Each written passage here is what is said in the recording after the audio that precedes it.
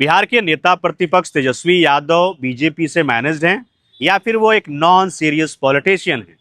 आज देश के लाखों छात्र नीट पेपर लीक, निष्पक्ष परीक्षा, शिक्षा में सुधार को लेकर के सड़कों पर हैं, मगर तेजस्वी यादव गायब हैं।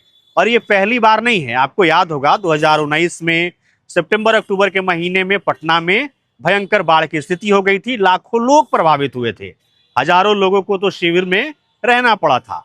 उस वक्त भी तेजस्वी यादव गोवा में छुट्टियां मना रहे थे।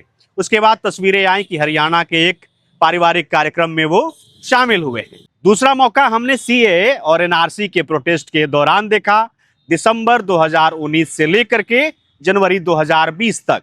उस वक्त आरजेडी ने एक बड़ी रैली आयोजित की। रैली में तेजस्वी शामिल हुए, मगर उसके ठीक बाद वो 3 हफ्ते के लिए फिर से गायब हो गए। उसी वक्त ये नोटिस किया गया कि तेजस्वी यादव अक्सर बड़े मौकों पर गायब हो जाते हैं। तीसरा मामला मार्च 2021 का है।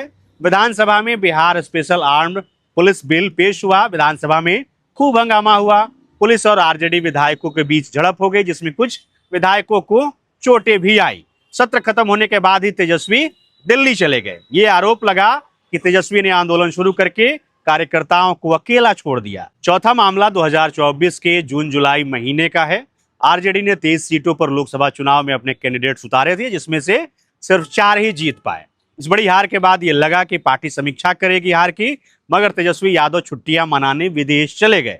इसी दौरान जो मानसून सत्र शुरू हुआ विधानसभा में, उसके शुरुआती दिन में भी तेजस्वी शामिल नहीं हो पाए। पांचवा मामला दिसंबर 2025 का है।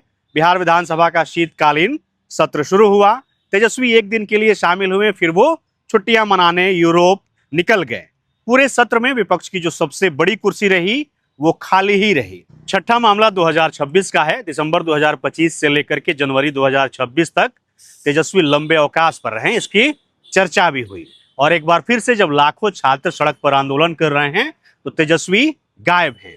मॉनसून सत्र में भी तेजस्वी शामिल नहीं हो पाए। बिहार में लीडर ऑफ अपोजिशन को कैबिनेट मंत्री की तरह सैलरी, भत्ता, आवास और तमाम तरह की सुविधाएं मिलती हैं, जिनका खर्च प्रदेश की जनता ही उठाती है।